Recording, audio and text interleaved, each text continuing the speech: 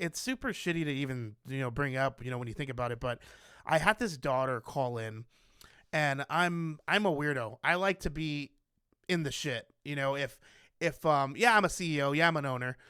Dispatch is not beneath me. Customer service is not beneath me. I love answering calls. I love seeing who's calling into my business. So I had this daughter call in, and she was straight up like, "Hey, my mom, she just lost her husband, my dad, and she hasn't been eating. It's been like 3 days. Can I order her an IV? Like, will that help her?" And we said, "Oh, absolutely." And like, we filled everything out, and we sent out the nurse. And me personally, what I do, and again, it doesn't matter. I give that bag for free all day.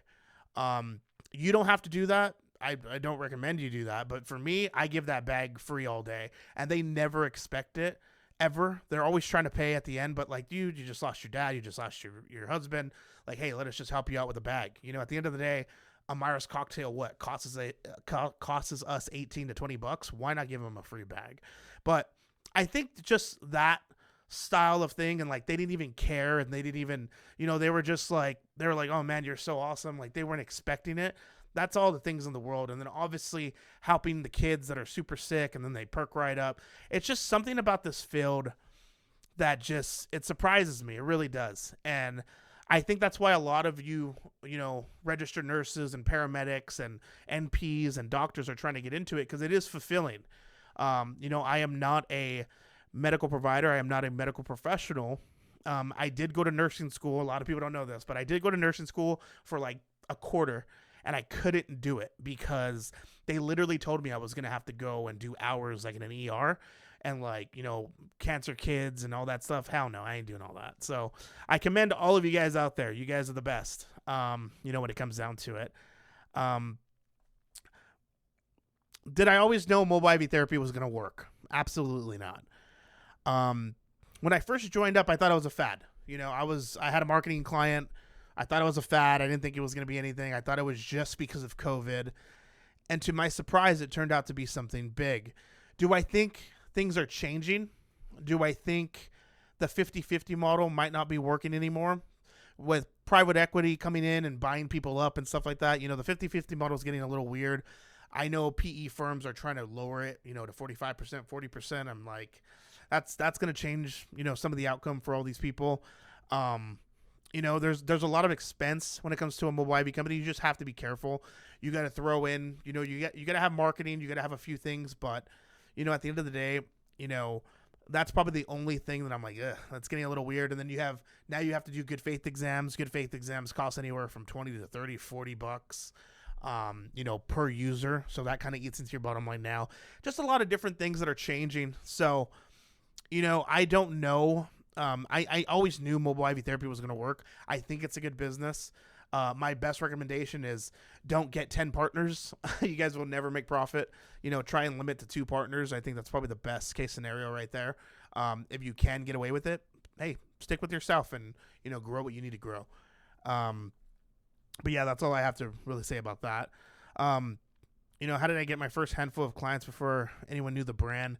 I was always part of companies that, knew the brand. I did create and I did help create companies that nobody knew. Like, I've literally have taken companies from $0 up to $90,000 a month.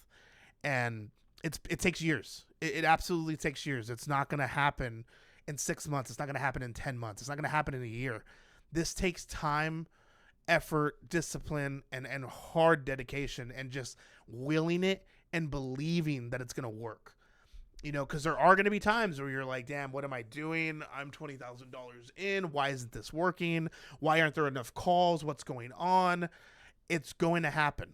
You just have to believe in what you are doing. And I've believed in every single company that I've done.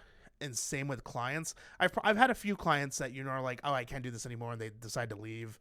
Or, we'll get the random people that are just, it's too much. I just got to leave. And that's fine. It's just, I would say the 95% that stays with us, they all succeed. It takes a little bit of time to build and grow and do what you need to do. But if you believe in it, if you will it, that it's going to work, it's going to work.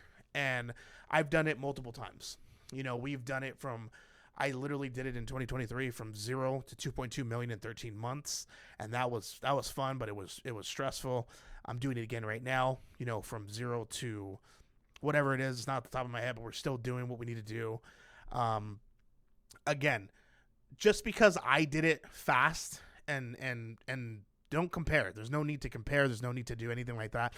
If you start mobile IV therapy and you go from 0 to 2,000, you're the shit. 0 to 1,000 is incredible. It's at everyone's own pace. You're gonna get there. Just take your time. And again, shout out to my school community. Please feel free to join up. It's gonna be in the comment section below. Whatever questions, if you guys want me to give away the keys to the kingdom, you let me know. I just need to know what questions you guys have. I'm sure you guys have tons.